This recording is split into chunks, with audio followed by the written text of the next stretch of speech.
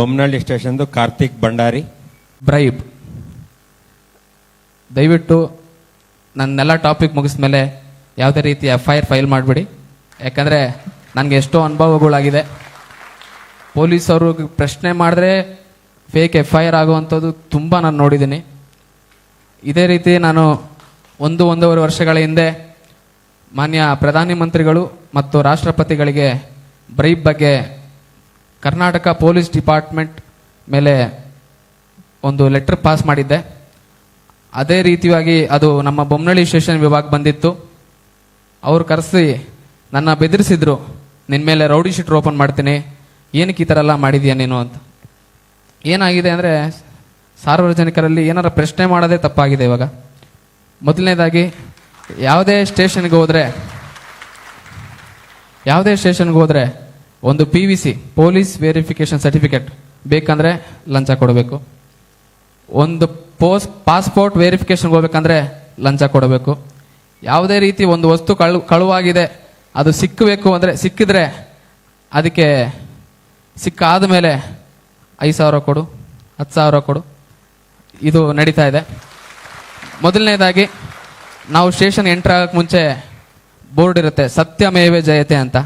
ಆದರೆ ದುಡ್ಡು ಕೊಟ್ಟರೆ ಇಲ್ಲಿ ಸತ್ಯ ಹೋಗಿ ಸುಳ್ಳು ನಿಜ ಆಗುತ್ತೆ, ಸುಳ್ಳು ನಿಜ ಸತ್ಯ ಆಗುತ್ತೆ, ಅದಾಗ್ತದೆ. Okay, I got your point. But ನಿಮಗೆ you are an educated person.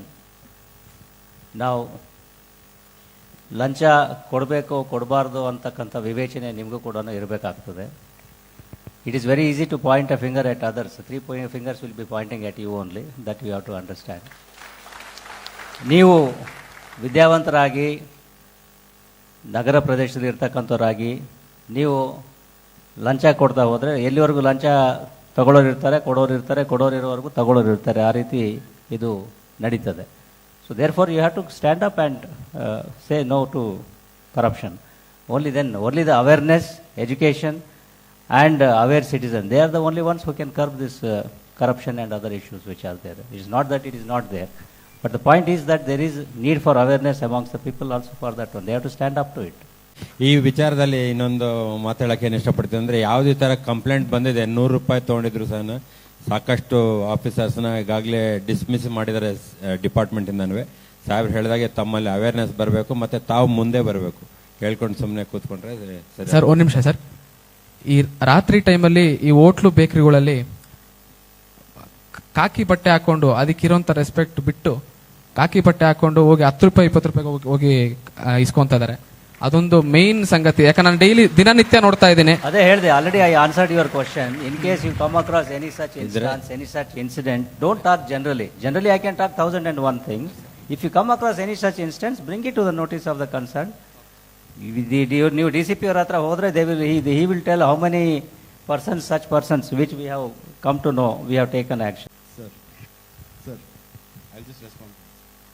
Not only to him, ಕೂತ್ಕೊಳ್ಳಿ.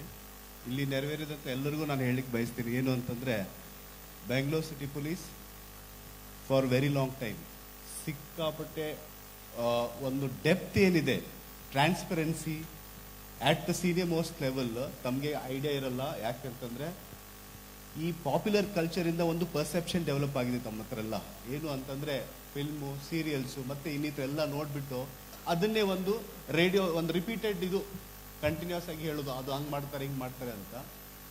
ಸ್ಪೆಸಿಫಿಕ್ ಆಗಿ ಏನು ಇಲ್ಲಿ ನಾವು ಪ್ರಾಕ್ಟೀಸಸ್ ಇದಾವೆ, ಏನು ಎಕ್ಸ್ಪೆರಿಮೆಂಟ್ಸ್ ಇದಾವೆ, ಯಾವ ರೀತಿ ಅದನ್ನ SOP ಮಾಡ್ತಾ ಇದಾರೆ ನಮ್ಮ CP ಸರ್ ಬಂದಾಗಂತೂ ಯು ಕೆನಾಟ್ ಈವನ್ ಇಮ್ಯಾಜಿನ್. ಒಬ್ಬ ವ್ಯಕ್ತಿ, ನಾನು ನಿಮಗೆ ಹೇಳ್ತೀನಿ, this whole aspect of Lokaspandana, social media or anybody, ನಮ್ಮ entire officers at every level, CP sir ಇಟ್ಕೊಂಡ್ಬಿಟ್ಟು ಎಲ್ಲ ನಮ್ಮ ಕೆಳಗಡೆ ಮಟ್ಟದ ಎಲ್ಲ officers, it is so transparent that ಯಾರು ಬಂದಿರ್ತಾರೆ, ಬಂದು ಹೇಳಿದ within few hours action is initiated. The reason is simple. There is zero tolerance for corruption. Zero tolerance. That's all we can say. Rest you can test us. Thank you. Thank you. Thank you.